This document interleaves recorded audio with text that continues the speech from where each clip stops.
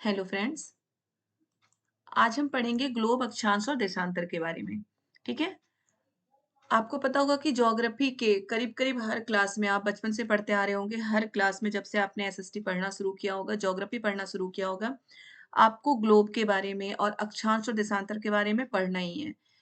कुछ भी पढ़े हम, शीतोष्ण कटिबंधीय, शीत कटिबंधीय, उष्ण कटिबंधीय, ये सब जो चैप्टर पढ़ते हैं, या फिर कर्क रेखा, मकर रेखा, विषुवत वृत्त, इससे रिलेटेड चैप्टर पढ़ते हैं हम, या फिर दो देशों के बीच की दूरी, दो देशों के समय का अंतर, या फिर जो तापमान, वर्षा, या फिर मतलब पृथ्वी की जितनी भी चीजों के बारे में हम पढ़ते हैं, मतलब भौगोलिक स्थिति जो पृथ्वी की, हर चीज हमें अक्षांश और देशांतर रेखाओं से ही पता चलता है। पृथ्वी की अक्षांश और देशांतर रेखाएं, सबसे पहले तो आप ये समझ लीजिए कि जो ये अक्षांश और देशांतर रेखाएं, ये मानक रेखा है।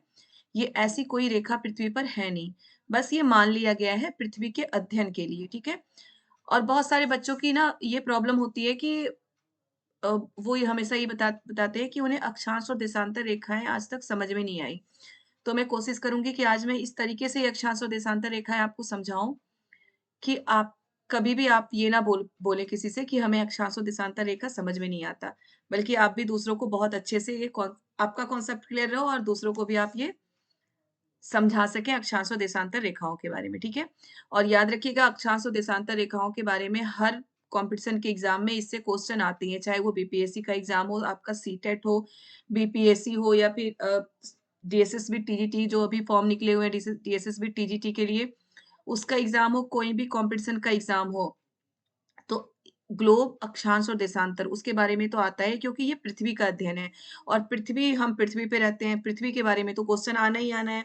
तो सबसे पहले हम जहाँ रहते हैं, हमें उसे क्लियर करना है। ठीक है। तो हम सबसे पहले ये अक्षांश और देशांतर रेखाओं को क्लियर करते हैं। आज ज्योग्राफी के सबसे समझ लो कि आप बेसिक चीज है अक्षांश और देशांतर, तो इसे क्लियर करना बहुत जरूरी है। तो मैं कोशिश करूंगी कि मैं इस तरीके से आपको पढ़ाऊं कि आपका बिल्कुल भी क्लियर हो जाए। उसके बाद भी आपको कोई डाउट हो, तो आप बिल्कुल कमेंट में मुझसे पूछ सकते हैं कि ये समझ में नहीं आया, मैं दोबारा से आपको समझाऊंगी। ओके। और अब जो मैं वीडियो बना रही हूँ, अपलोड कर रही हूँ, वो वीडियो मैं कंपटीशन के एग्जाम के लिए अपलोड कर रही हूँ कि किसी भी कंपटीशन के एग्जाम में वो आपके लिए हेल्पफुल हो, चाहे वो डीएसएसबी का एग्जाम हो या फिर बीपीएससी का हो, कोई भी कंपटीशन का एग्जाम हो, उसके लिए वो वीडियो हेल्पफुल हो आपका। आपके सीटेट के एग्जाम में वो हेल्पफुल रहेगा, बीपीएससी, टीजीटी, सोशल साइंस, हर चीज के एग्जाम के लिए ये वीडियो आपके लिए बहुत ही फायदेमंद होगा। तो ये वीडियो को जरूर देखें, समझें, समझने की कोशिश करें। चलिए तो हम वीडियो शुरू करते हैं। क्या है ग्लोब? ग्लोब, अक्षांश और देशांतर। तो ये देखिए पृथ्वी है। आपको सबसे पहले तो ये रखना है कि ग्लोब क्या है? पृथ्वी का एक मानक स्वरूप है। ठीक है। ग्लोब क्या है? पृथ्वी का एक मानक स्वरूप है। ग्लोब को मानक स्वरूप माना गया है पृथ्वी का, यानी कि बिल्कुल पृथ्वी की तरह ही बनाया गया है ग्लोब को, तो इसीलिए उसको मानक स्वरूप बोला जाता है। ठीक है। तो ये हमारा पृथ्वी है। ओके। ये हमारा पृथ्वी है। ये नॉर्थ हो गया, साउथ, नॉर्थ पोल, साउथ पोल।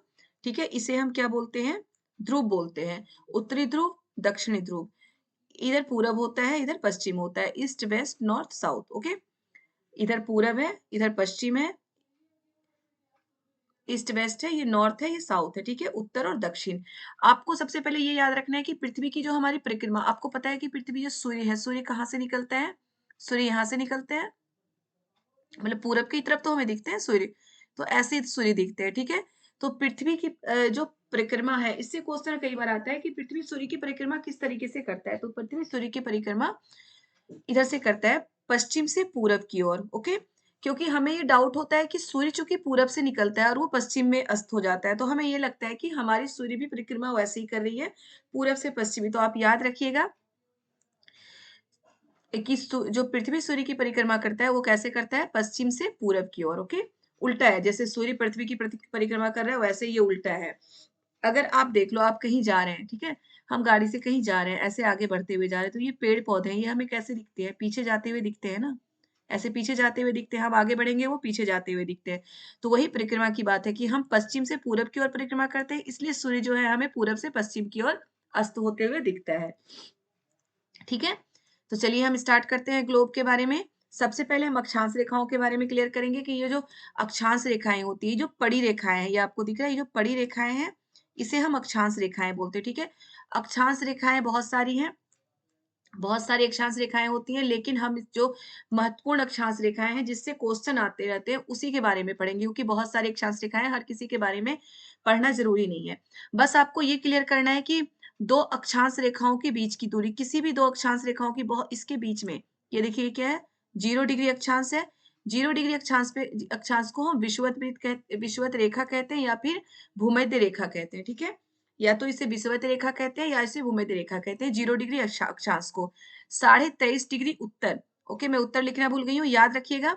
ये जो विषुवत वृत्त, इससे क्वेश्चन आता है कि विषुवत वृत्त या भूमध्य रेखा पृथ्वी को कौन से दो बराबर भागों में बांटता है। तो आप आराम से, ये अगर ये आपका कॉन्सेप्ट क्लियर हो गया बेटा, मैं हमेशा ही बोलती हूँ, आप कोई भी चीज बना के याद करिए। जैसे आप ये ग्लोब बनाइए, पृथ्वी का ये स्वरूप बनाइए, उसमें बनाइए, ये रेखाएं खींचिए कि यहाँ विषुवत वृत्त है, भूमध्य रेखा है, ये कर्क रेखा, ये मकर रेखा, इस तरह की रेखाएं आप अगर अपने हाथ से बनाएंगे तो वो चीजें बिल्कुल क्लियर हो जाएगी आपके दिमाग में, ठीक है। तो 0 डिग्री अक्षांश पे हमारा विषुवत वृत्त है, विषुवत रेखा है, विषुवत वृत्त भी इसे बोलते हैं और इसे भूमध्य रेखा बोलते हैं, ठीक है। अब 0 डिग्री अक्षांश से इधर हो गया उत्तर और इधर हो गया दक्षिण। तो विषुवत वृत्त या फिर भूमध्य रेखा पृथ्वी को दो बराबर भागों में बांटती है, कौन से, उत्तर और दक्षिण में, उत्तरी गोलार्ध और दक्षिणी गोलार्ध, उत्तरी गोलार्ध और दक्षिणी गोलार्ध दो बराबर भागों में बांटती है विषुवत वृत्त या भूमध्य रेखा, ठीक है। अब 0 डिग्री अक्षांश, यहाँ पे देखिए, यहाँ पे मैंने लिख रखा है कि 0 डिग्री अक्षांश से अगर हम नॉर्थ पोल पे जाएंगे तो ये 90 डिग्री है, ठीक है। और फिर यहाँ से अगर हम साउथ पोल पे जाएंगे तो यहाँ भी 90 डिग्री है। टोटल कितना हो जाता है, 0 डिग्री अक्षांश और यहाँ तक 90 डिग्री, ठीक है। 0 डिग्री अक्षांश से यहाँ पर हम जाएंगे साउथ पोल, नॉर्थ पोल पे तो 90 डिग्री, फिर यहाँ से हम साउथ पोल पे आते हैं तो 90 डिग्री। तो 90 90 और एक ये हमारी रेखा हो गई विषुवत वृत्त, ठीक है। तो ये क्या हो गया, 1 है ना। 90 प्लस 90 प्लस 1 कितना हो गया, 181। याद रखिएगा कि अगर कभी भी आता है कि विषुवत रेखाओं, विषुवत वृत्त पूरब से उत्तर की ओर जाते समय किस तरह, मतलब कितनी रेखाएं हैं, तो कितने हम बोलते हैं, 181, क्योंकि ये जो विषुवत वृत्त है यहाँ पे क्या होता है, ये याद रखिएगा कि विषुवत वृत्त 0 डिग्री अक्षांश से उत्तर की ओर जाते हुए ये 90 रेखाएं होती हैं विषुवत वृत्त की, और फिर दक्षिण की ओर जाते हुए 90 रेखाएं होती है, और एक रेखा कौन सी हो गई, विषुवत वृत्त। विषुवत वृत्त या भूमध्य रेखा वो भी तो एक रेखा है। तो 90 90 और प्लस 1 181। तो इससे क्वेश्चन आता है कि जो अक्षांश रेखा है वो कितनी रेखाएं हैं, अक्षांश रेखाओं की संख्या कितनी है। तो अक्षांश रेखाओं की संख्या अगर आपके ऑप्शन में 181 हो तो आप बिल्कुल 181 लगाएंगे, क्योंकि वही करेक्ट है। लेकिन ज्यादातर क्या होता है, 180 होता है, 180 ऑप्शन में देते हैं तो उस समय आप 180 लगाएंगे, लेकिन अगर 181 होता है तो आपको 181 ही लगाना है, क्योंकि ये बिल्कुल कॉन्सेप्ट क्लियर रखिए कि विषुवत वृत्त से नॉर्थ की ओर जाते हुए 90 अक्षांश रेखाएं हैं, और विषुवत वृत्त से साउथ की ओर जाते हुए भी 90 अक्षांश रेखाएं हैं। तो 90 90 180 और फिर एक विषुवत वृत्त 181। ओके, क्लियर हो गया ये अक्षांश रेखाओं की संख्या कितनी है। अब ये तो 181 अक्षांश रेखाएं हैं, लेकिन जो हमें पढ़ना है वो हमें इतना ज्यादा नहीं पढ़ना है, बस हमें 5 अक्षांश रेखाओं के बारे में पढ़ना है, ये भी यही सफिशियंट है हमें किसी भी कंपटीशन के एग्जाम के लिए, क्योंकि जो भी क्वेश्चन आते हैं वो इसी से आते हैं और किसी से नहीं आता। बस उसके बाद यही पूछा जाता है कि अक्षांश रेखाओं की संख्या कितनी है, तो आपको क्लियर रखना है 181 है। मैंने क्लियर कर दिया है कैसे 181 है, 90, ओके, 90 प्लस 1 181, ओके। अब चलिए हम यहाँ देखते हैं कि विषुवत रेखा है, विषुवत रेखा क्या होता है, या फिर भूमध्य रेखा 0 डिग्री अक्षांश पे है।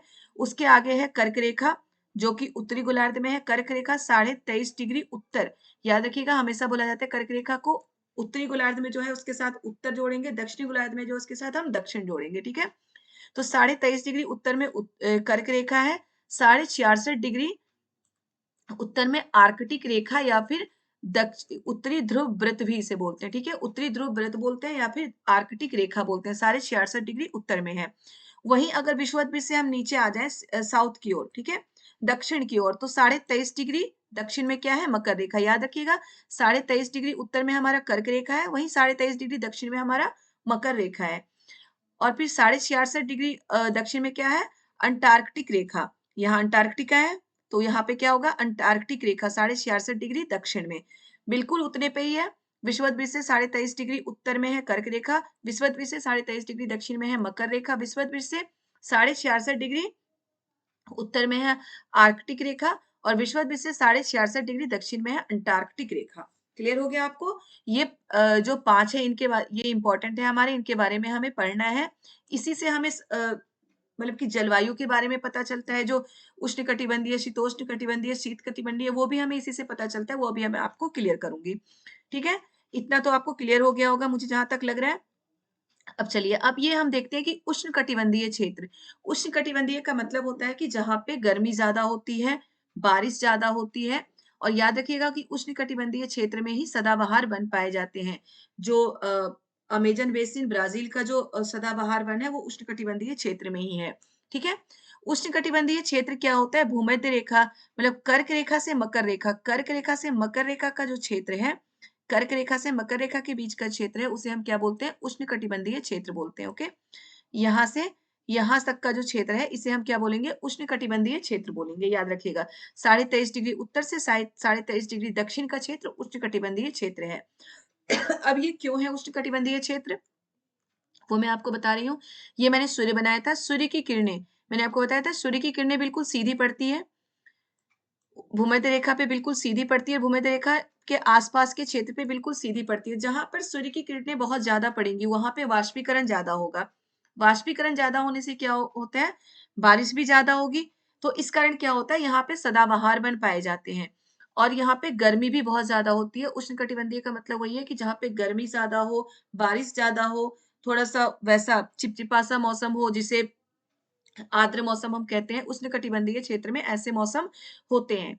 ओके, तो सूर्य की रोशनी के कारण होता है, क्योंकि सूर्य की किरणें यहाँ बिल्कुल सीधी पड़ती है। इस कारण क्या होता है? यहाँ गर्मी ज्यादा होती है, गर्मी ज्यादा होने के कारण वाष्पीकरण ज्यादा होगा, वाष्पीकरण ज्यादा होने के कारण क्या होगा कि यहाँ पे ये बादल बनेंगे ज्यादा, बारिश ज्यादा होगी, और इसी कारण यहाँ पे सदाबहार वन पाए जाते हैं। ये भी याद रखिएगा कि उष्णकटिबंधीय क्षेत्र में ही हमें जो सदाबहार वन है वो यहीं पे पाए जाते हैं, उष्णकटिबंधीय क्षेत्र में। ओके, अब ये देखिए, भारत के बीचों-बीच एक क्वेश्चन और आता है कि भारत के बीचों-बीच कौन-सी रेखा गुजरती है? तो भारत हमारा यहाँ पे है। ओके? भारत हमारा यहाँ पे होता है, तो भारत के बीचों-बीच कर्क रेखा गुजरती है। ठीक है? कौन-सी रेखा गुजरती है भारत के बीचों-बीच? कर्क रेखा गुजरती है। आप दक्षिण भारत के अगर हों, या फिर दक्षिण भारत कभी गए हो, तो वहाँ का मौसम आप देखते होंगे चिपचिपा-सा मौसम होता है। गर्मी में बहुत ही चिपचिपाहट सी गर्मी होती है। तो इसका वही है कि वहाँ का मौसम आर्द्र होता है। हमारे जो 2 द्वीप समूह हैं, अंडमान निकोबार इधर है, लक्षद्वीप इधर है, दोनों ही उष्णकटिबंधीय एरिया में है, इसलिए अंडमान निकोबार में हमारे क्या पाए जाते हैं? वहाँ पे सदाबहार वन पाए जाते हैं। ठीक है? अंडमान निकोबार में सदाबहार वन पाए जाते हैं। क्लियर हुआ आपका उष्णकटिबंधीय क्षेत्र? अब हम शीतोष्ण कटिबंधीय क्षेत्र देखते हैं। शीतोष्ण कटिबंधीय क्या है? कर्क रेखा से आर्कटिक रेखा, यानी कि क्या है आपका? उत्तर में 23.5 डिग्री उत्तर से 66.5 डिग्री उत्तर के बीच शीतोष्ण कटिबंधीय क्षेत्र है। वहीं दक्षिण में क्या है? 23.5 डिग्री दक्षिण से 66.5 डिग्री दक्षिण के बीच बीच हमारा शीतोष्ण कटिबंधीय क्षेत्र होगा। यहाँ पे क्या होता है? सूर्य की किरणें थोड़ी तिरछी पड़ती है। ठीक है? सूर्य की किरणें तिरछी पड़ती है, इस कारण यहाँ पे गर्मी कम होती है और ठंड ज्यादा होती है। मतलब मौसम या तो मानसूनी मौसम होता है, या फिर ठंड ज्यादा होती है और गर्मी मतलब ठंड ज्यादा होता है, गर्मी कम होती है। तो इस कारण क्या हुआ है कि यहाँ पे शीतोष्ण कटिबंधीय क्षेत्र पाए जाते हैं। शीतोष्ण कटिबंधीय मतलब वहां पे थोड़े से वैसे पेड़ पौधे पाए जाएंगे, शंकुधारी पेड़ पौधे पाए जाते हैं। ठीक है? ये शीतोष्ण कटिबंधीय क्षेत्र है। अब है शीत कटिबंधीय। शीत कटिबंधीय क्षेत्र जो है वो हमारा 66.5 डिग्री उत्तर से 90 डिग्री उत्तर और 66.5 डिग्री दक्षिण से 90 डिग्री दक्षिण के बीच का जो क्षेत्र होता है वो हमारा क्या होता है? शीत कटिबंधीय क्षेत्र। ठीक है?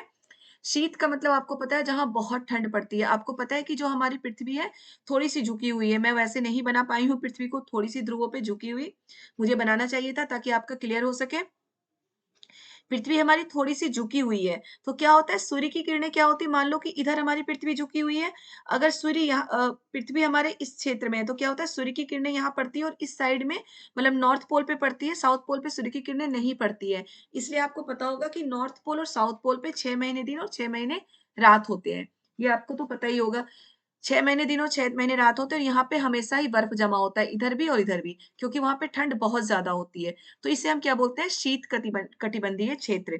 ठीक है? यहाँ पे कैसे वनस्पति पाए जाते हैं? टैगा।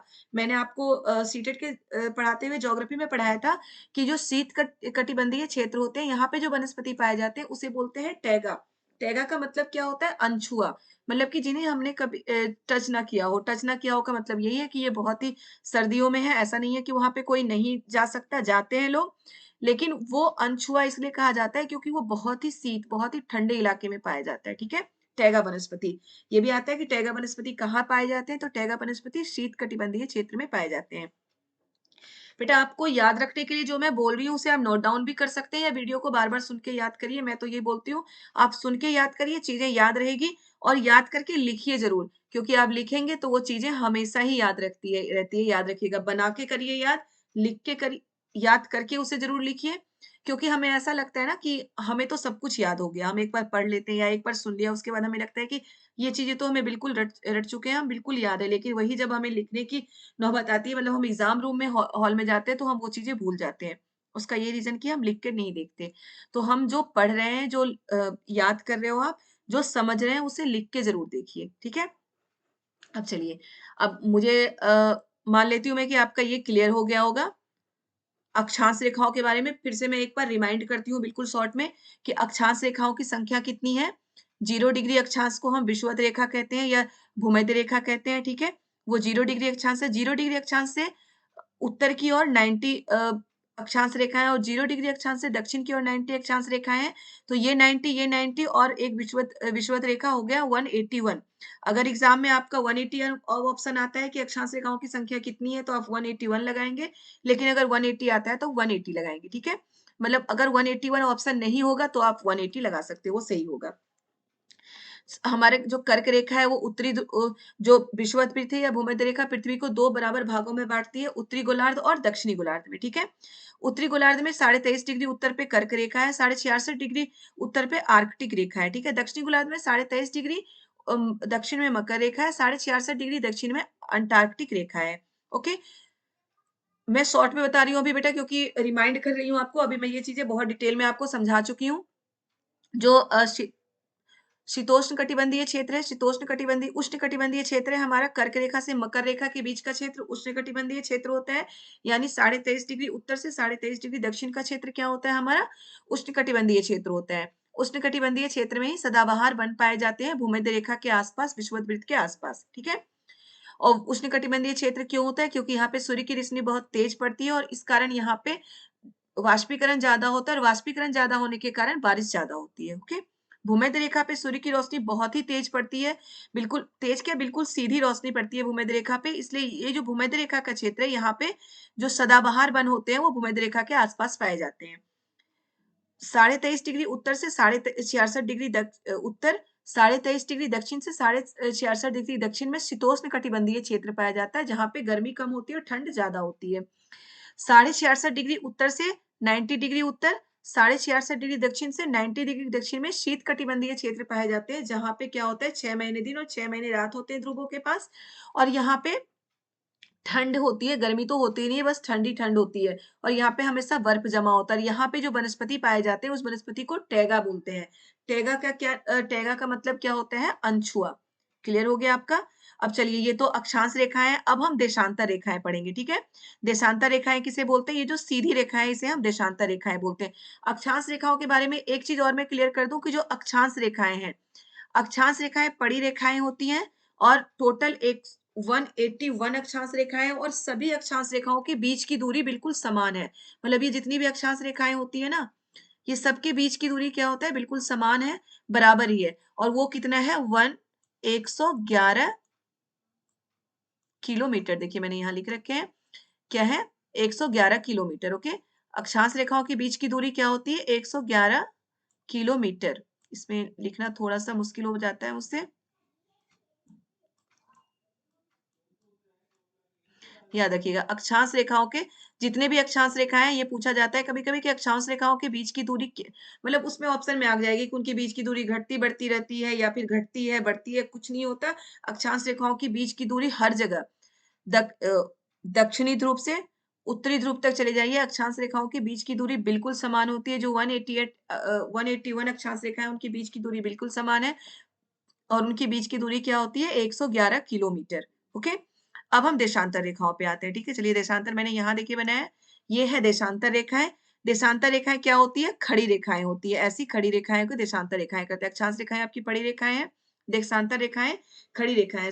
अक्षांश रेखाओं से वैसे एक चीज और पूछा जाता है कि अक्षांश रेखाओं से हमें क्या पता चलता है? तो अक्षांश रेखाओं से किसी भी स्थान की मौसम और जलवायु के बारे में पता चलता है। ठीक है, क्या होता है? अक्षांश रेखाओं से किसी भी स्थान के मौसम और जलवायु के बारे में पता चलता है। वही देशांतर रेखाओं से हमें क्या पता चलता है? समय और तिथि के बारे में पता चलता है। ठीक है, देशांतर रेखाओं से हमें समय और तिथि के बारे में पता चलता है। जैसा ये उत्तरी ध्रुव है, ये दक्षिणी ध्रुव है जो मैं ऊपर आपको बता चुकी हूँ, ये पूरब, ये पश्चिम। ओके, अब देशांतर रेखा क्या है? देशांतर रेखा ये खड़ी देशांतर रेखा है जो बिल्कुल सीधी होती है, उसे हम देशांतर रेखा करते हैं। दो देशांतर रेखाओं के बीच की दूरी हर जगह बदलती रहती है। याद रखिए, देशांतर रेखाओं के बीच की दूरी हर जगह बदलती रहती है।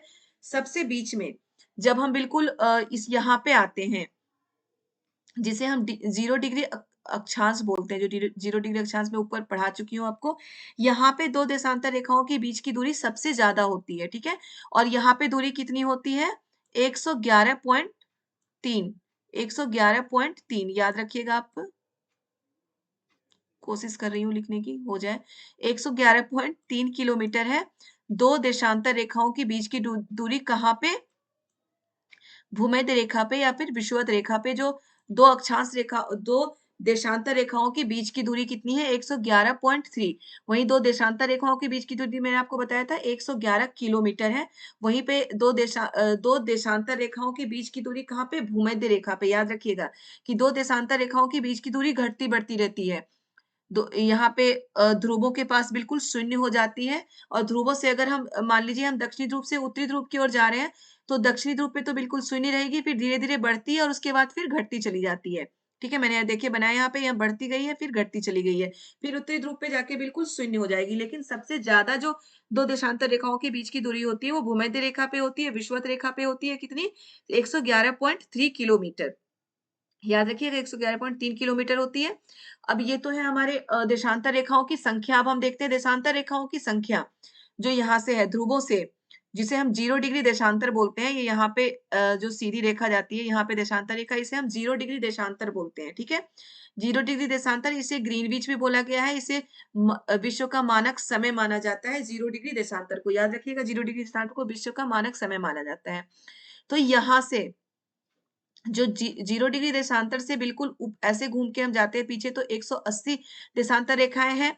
मतलब पश्चिम की ओर 180 देशांतर रेखा, और ऐसे ही पूरब की ओर भी 180 देशांतर रेखा है। तो कुल देशांतर रेखाओं की संख्या कितनी हो गई? 360। याद रखिएगा, कुल देशांतर रेखाओं की संख्या कितनी है? 360। 0 डिग्री देशांतर से पूरब की ओर 180 और पश्चिम की ओर 180, तो 180 180 कितने हो गए? 360। कुल देशांतर रेखाओं की संख्या याद रखिएगा हमारी कितनी है? 360 देशांतर रेखाएं हैं। ओके, अब इससे और क्वेश्चन क्या बनता है कि देशांतर रेखाओं से हमें पता क्या चलता है? तो देशांतर रेखाओं से हमें क्या पता चलता है? समय और तिथि के बारे में पता चलता है। ठीक है, ये 0 डिग्री देशांतर जो विश्व का मानक समय माना गया है, 0 डिग्री देशांतर को क्या मानते हैं? विश्व का मानक समय माना गया है। यहीं से पूरे विश्व का मानक समय, ये ग्रीनविच है। ग्रीनविच हमारे इंग्लैंड में है, यहाँ से होके गुजरता है, इसलिए इसको क्या ग्रीनविच भी कहते हैं, 0 डिग्री देशांतर भी कहते हैं, या प्रमुख याम्योत्तर भी कहते हैं। देखिए यहाँ पे मैंने लिख रखा है 0 डिग्री देशांतर को प्रधान समय, विश्व का मानक समय रेखा, प्रमुख याम्योत्तर कहते हैं। ठीक है, प्रधान समय या प्रमुख याम्योत्तर कहते हैं। अब देखिए यहाँ पे क्या है, 1884 में, यहाँ पे 1884 मैंने लिख रखा है कि 1884 में वाशिंगटन में एक सम्मेलन हुआ था। ठीक है, 1884 में वाशिंगटन में एक सम्मेलन हुआ था। उसमें क्या बात हुई थी कि 0 डिग्री देशांतर, 100 और 180 डिग्री देशांतर, इसको क्या माना जाए, इसके बारे में बात हुई थी कि इनको क्या माना जाए। तो 0 डिग्री वहीं पे ये जो 1884 यानी कि 1884 में जो सम्मेलन हुआ था वाशिंगटन में, आप लिख लीजिए वाशिंगटन में 1884 में, 1884 में एक बैठक हुई थी। उस बैठक में ये निर्णय लिया गया कि 0 डिग्री देशांतर को क्या माना जाएगा? विश्व का मानक समय, और 180 डिग्री देशांतर को विश्व का देशांतर को प्रधान तिथि रेखा या डेट रेखा, समय रेखा, कुछ भी बोल सकते हैं, प्रधान तिथि रेखा कहा जाता है 180 डिग्री देशांतर को। ठीक है, 0 डिग्री देशांतर को विश्व का मानक समय, और 180 डिग्री देशांतर को, जैसे यहां से हम चलते हैं तो 180 डिग्री देशांतर पीछे बिल्कुल वहां पे आ जाएगी। 180 डिग्री देशांतर को हम क्या मानेंगे? प्रधान समय तिथि रेखा। ठीक है, क्लियर रखिएगा आप, बिल्कुल क्लियर। इससे क्वेश्चन बेटा आता है कि जो प्रधान तिथि रेखा या फिर विश्व का मानक समय कहाँ पे डिसाइड हुआ था? तो 1884 की 1884 में बैठक हुई थी वाशिंगटन में।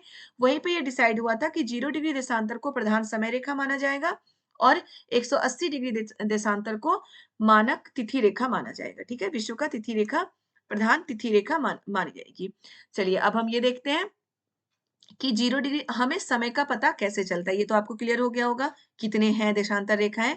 180, 360 है। 0 डिग्री देशांतर को क्या माना गया है? 1884 के वाशिंगटन की बैठक में, मैं बार-बार रिपीट कर रही हूँ ताकि आपको ये याद हो जाए।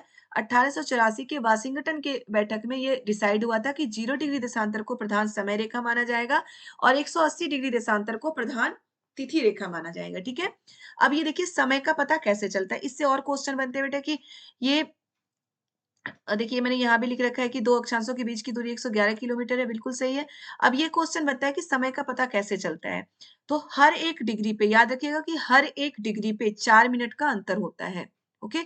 हर 1 डिग्री पे 4 मिनट का अंतर होता है। यहाँ पे मैंने लिख रखा है 1 डिग्री बराबर 4 मिनट, ठीक है?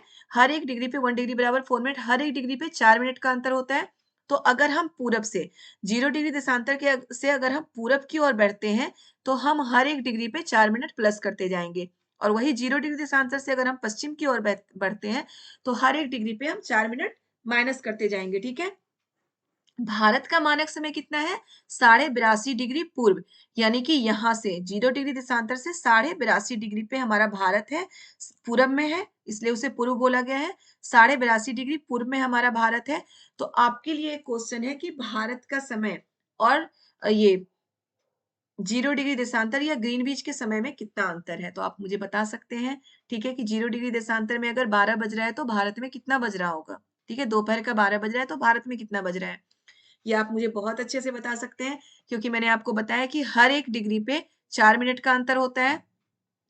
तो 0 डिग्री देशांतर से अगर हम 82.5 डिग्री पूर्व पे जाएँगे, तो 82.5 में क्या करेंगे हम 4 से मल्टीप्लाई करके आराम से निकाल सकते हैं। तो ये क्वेश्चन का आंसर आप मुझे बताएँगे कमेंट में कि कितने का अंतर होता है? अगर 0 डिग्री देशांतर पे यानी कि अगर ग्रीनविच में दोपहर के 12 बज रहे हैं, तो भारत में क्या समय हो रहा होगा? ठीक है? तो बेटा ये सारे क्वेश्चन आते हैं अक्षांश रेखाओं से, ये सारे क्वेश्चन आते हैं हमारे देशांतर रेखाओं से। देशांतर रेखाओं के 2 देशांतर रेखाओं के बीच की दूरी सबसे ज़्यादा कहाँ पे होती है? भूमध्य रेखा पे होती है, 111.3 किलोमीटर, ठीक है? और जो देशांतर रेखाओं के बीच की दूरी होती है, ध्रुवों पे बिल्कुल शून्य हो जाती है। ध्रुवों से ये क्वेश्चन आ सकता है कि दक्षिण ध्रुव से उत्तरी ध्रुव की ओर जाते हुए देशांतर रेखाओं के बीच की दूरी क्या होता है? ऑप्शन में पहले बढ़ता जाता है, दूसरे में आएगा घटता जाता है, तीसरे में ये आ सकता है कि पहले घटता है फिर बढ़ता है, चौथे में ये आ सकता है कि पहले बढ़ता है फिर घटता है। तो हम क्या लिखेंगे? दक्षिणी ध्रुव से उत्तरी ध्रुव की ओर जाते हुए क्या होता है? 2 देशांतर रेखाओं के बीच की दूरी पहले बढ़ेगा फिर घटेगा। ठीक है? तो ये और फिर देशांतर रेखाओं से हमें क्या पता चलता है? देशांतर रेखाओं से हमें समय और तिथि के बारे में पता चलता है। 0 डिग्री 1884 के वाशिंगटन के बैठक में एक डिसाइड किया गया था कि 0 डिग्री देशांतर को विश्व का मानक समय माना जाएगा और 180 डिग्री देशांतर को विश्व की तिथि रेखा माना जाएगा, ठीक है?